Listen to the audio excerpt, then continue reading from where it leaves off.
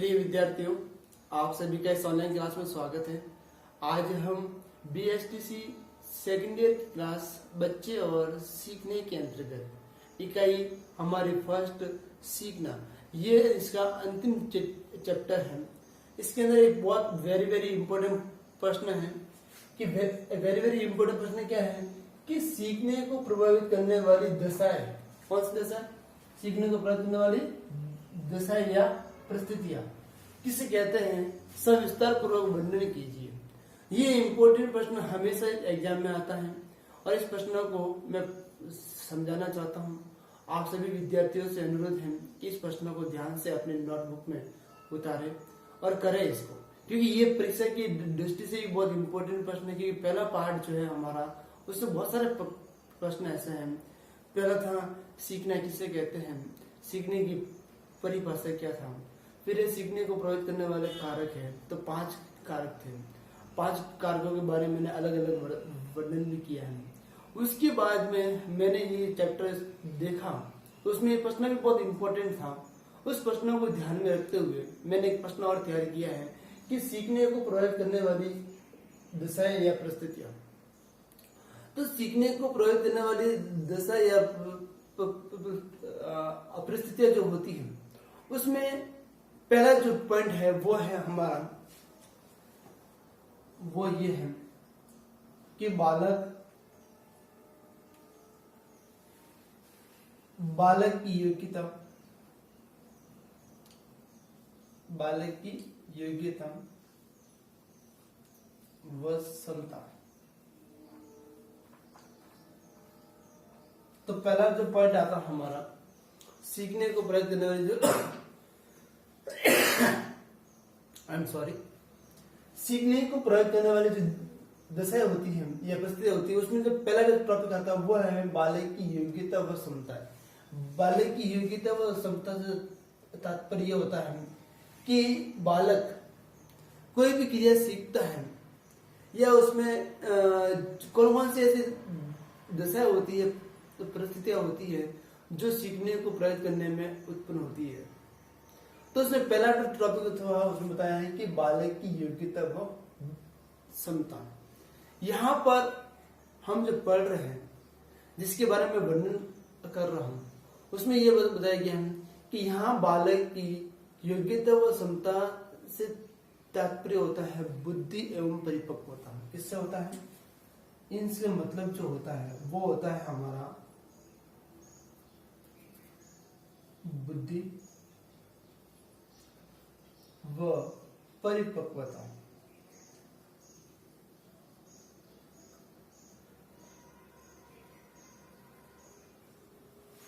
बुद्धि व परिपक्वता से तात्पर्य होता है कि बुद्धि व्यक्ति में जन्मजात होती है।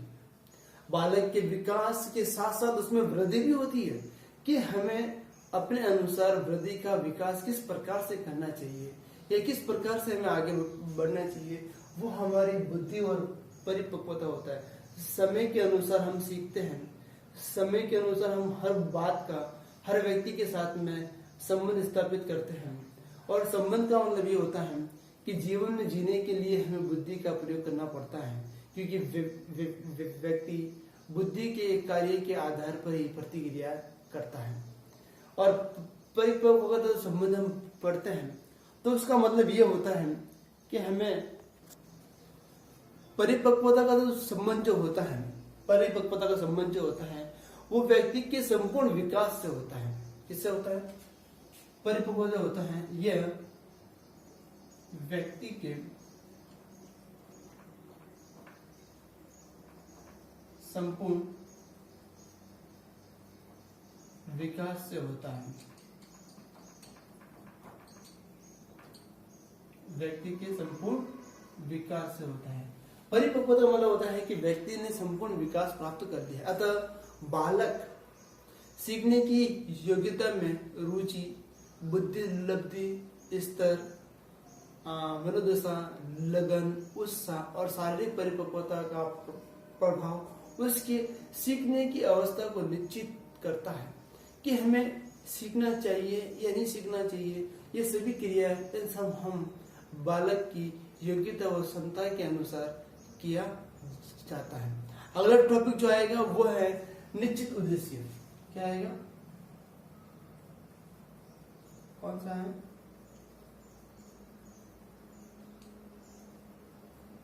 हमारा जो अगला टॉपिक जो पॉइंट है इसमें वो निश्चित उद्देश्य। उद्देश्य मतलब जब बालक के अंतर्गत उसकी क्षमता, उसकी योग्यता, उसकी रुचि, उसकी बुद्धि लब्धि, उसकी स्तर, ये सभी शारीरिक क्रियाएं जो सीखने को प्रभावित करती हैं, उसमें टॉपिक अगला बात है निश्चित उद्देश्य। मतलब हम कोई भी क्रिया कर रहे हैं या हम कोई भी ज्ञान प्राप्त दिया जा रहा है या प्राप्त किया जा रहा है, तो बालक को जब कोई ज्ञान दिया जाता है तो उसका एक उद्देश्य निश्चित होना चाहिए या स्पष्ट होना चाहिए कि बालक के उद्देश्य की पूर्ति या परिचित हो रही, पूर्ति हो रही है या नहीं हो रही है, जिससे वे मतलब बालक स्वयं सीखने के लिए तैयार हो सके।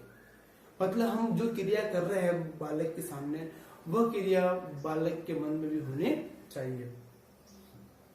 इस प्रकार से बालक उसमें उस क्रिया को सीखने के लिए नवीन प्रकार की नई क्रियाओं को सीखने के लिए बालक में ललक होती है। ललक का मतलब होता है सीखने की जिज्ञासा।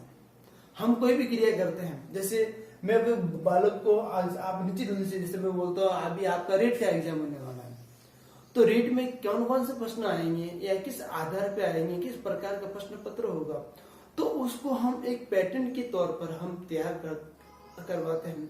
तो बालक उस क्रिया को, किस क्रिया को, उस रेट के सिलेबस को, उस रेट के पाठ्यक्रम को पढ़ने के लिए तत्पर हो जाता है। नहीं, हम सर के अनुसार पढ़ेंगे, सर ने इसका एग्जाम दिया होगा, इसमें कौन कौन सी क्रिया आती होगी, उन क्रिया को ध्यान में रखते हुए हमें बालक को एक निश्चित उद्देश्य की ओर लेके जाना चाहिए। बालकों में जिससे ललक कहते हैं ना, वो मतलब उत्साह, मतलब बालक में उत्साह कैसे पैदा किया जा सकता है, बालक उस क्रिया को सीखने के लिए कैसे आगे आ सकते हैं। तो मतलब यह होता है कि बालक को सीखने में सहायक सामग्री है या अपना ध्यान केंद्रित करने के लिए है, उसका पूर्ण मनोयोग जो है वो सीखने को प्राप्त करने के लिए जो फल प्राप्त होती है, कहते हैं कार्य करते रहे फल की इच्छा न करें। हमारे श्री भागवत गीता में लिखा है कि आप इतना कार्य करो कि फल की इच्छा प्राप्त न करो, आपका कार्य अच्छा होगा तो फल आपको स्वयं मिल जाएगा। तो हम कहने का मतलब है कि हम निश्चित उद्देश्य अगर लेकर चलते हैं जीवन में कि हमें ये करने से ये क्रिया प्राप्त होती है, तो निश्चित ही उस व्यक्ति को वो क्रिया प्राप्त हो जाती है। तीसरा पॉइंट आता है, तीसरा जो पॉइंट है वो है प्रेरकों। प्रेरकों का प्रयोग करना, इसका प्रयोग, प्रेरकों का प्रयोग करना।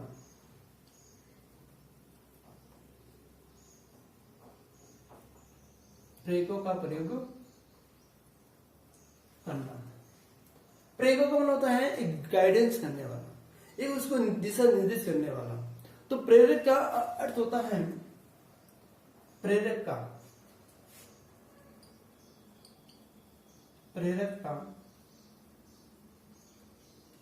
अर्थ है व्यक्ति की आंतरिक और बाह्य उत्साह प्रेरणा, या व्यक्ति के आंतरिक व बाह्य प्रेरणा देना। कौन सा? व्यक्ति के बाह्य व आंतरिक व बाह्य प्रेरणा देना। मतलब हम जो पढ़ रहे हैं प्रेरकों का मतलब होता है कि प्रेरक शब्द का अभिप्राय या प्रेरक शब्द का शाब्दिक अर्थ होता है कि बालक में, किसमें? बालक में कि आंतरिक और बाह्य रूप से उत्साह या प्रेरणा देने वाली जो शक्ति होती है उसको हम प्रेरक कहते हैं। प्रेरक का मतलब ये होता है कि बालक के सीखने में नहीं सभी क्रियाएं प्राणियों में सीखने के लिए प्रेरक तत्वों की जो आवश्यकता होती है उसको माना गया है। प्रेरक मतलब जो हमें जीवन में शिक्षा देता है, एक शिक्षक विद्यार्थी को शिक्षा देता है और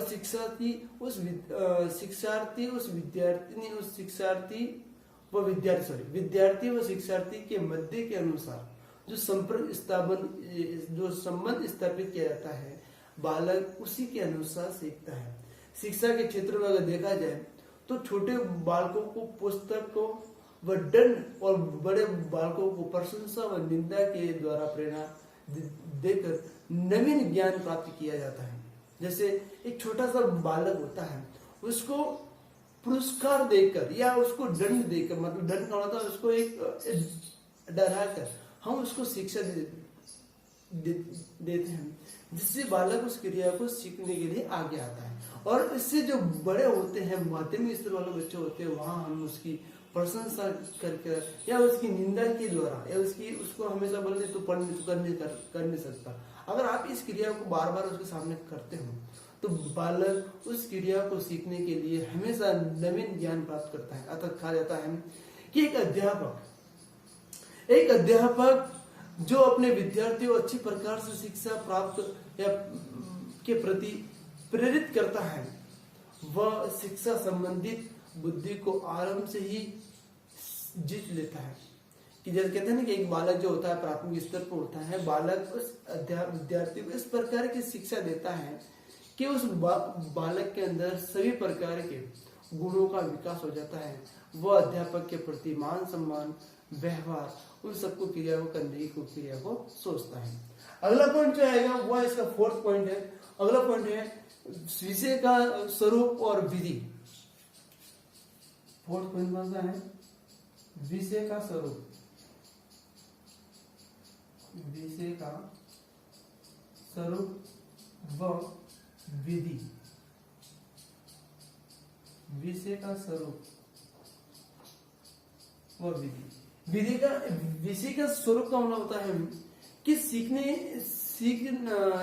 पर सीखी जाने वाली विषय वस्तु या सीखने की जो विधि होती है उसका सीधा प्रभाव बालक पे पड़ना चाहिए।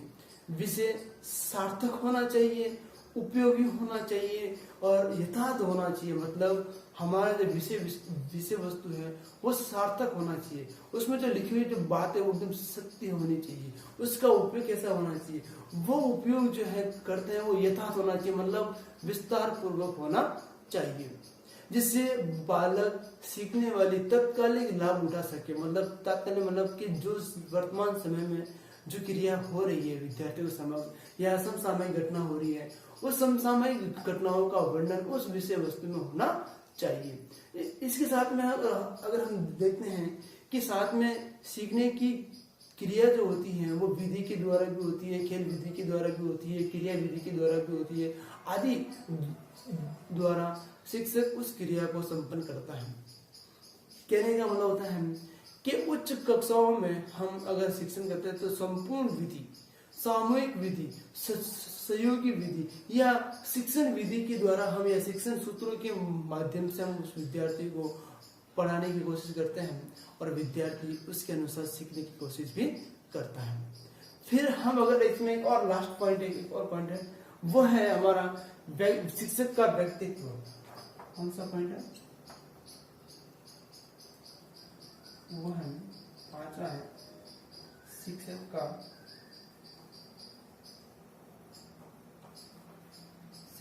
व्यक्तित्व। लास्ट इसका जो पॉइंट पढ़ेंगे हम कि सीखने को प्रभावित करने वाली जो दशा होती परिस्थिति, उसमें सबसे जो इम्पोर्टेंट प्रश्न आता है वो है, इसमें टॉपिक है शिक्षक का व्यक्तित्व। बहुत इम्पोर्टेंट प्रश्न है शिक्षक का व्यक्तित्व। मतलब हम अगर देखा जाए, पढ़ा जाए, कहते हैं तो लिखा है कि इंग्लैंड की उच्च कक्षाओं की शिक्षार्थी विज्ञान शिक्षा या छात्रों के हड़ताल की उन सभी की मांग होती है नोबेल पुरस्कार विजेता। मतलब हमारे शिक्षक शब्द का अर्थ होता है कि हमारा शिक्षक अपना आदर्श होना चाहिए जिससे ज्ञान प्राप्त कर सकें। उस ज्ञान के आधार पर हम जीवन की किसी भी प्रकार की समस्या का समाधान कर सके। अतः सीखने वाले व्यक्तित्व का प्रभावशाली व्यक्तित्व हो, उसके गुणों को हर विद्यार्थी प्राप्त कर सके कि मैं इस अध्यापक के जैसा बनना चाहता हूँ या इस अध्यापक के अनुसार पढ़ाना चाहता हूँ या इनकी शिक्षण विधियों के माध्यम से पढ़ा। तो कहने का मतलब है कि कहीं ना कहीं हमारे जीवन में हमारे शिक्षक का व्यक्तित्व हमें प्रभावित करता है सीखने के लिए, और उसी के अनुरूप हम हर किसी समस्या का समाधान करते हैं। तो प्रिय विद्यार्थियों, हमने जो टॉपिक पढ़ा है कि सीखने को प्रभावित करने वाली जो दशा होती है वो हमारे 5 है। बालक की योग्यता व क्षमता, निश्चित उद्देश्य, प्रेरक का प्रयोग, विषय का स्वरूप और विधि, और शिक्षक का व्यक्तित्व। हमने इस क्रिया के द्वारा हमने ये टॉपिक को समाप्त कर दिया है। आपकी पहली इकाई पूर्ण हो चुकी है। हम दूसरी इकाई कल के वीडियो व्याख्यान के माध्यम से सविस्तार पूर्वक उसका वर्णन करेंगे। आज के लिए इतना ही। धन्यवाद।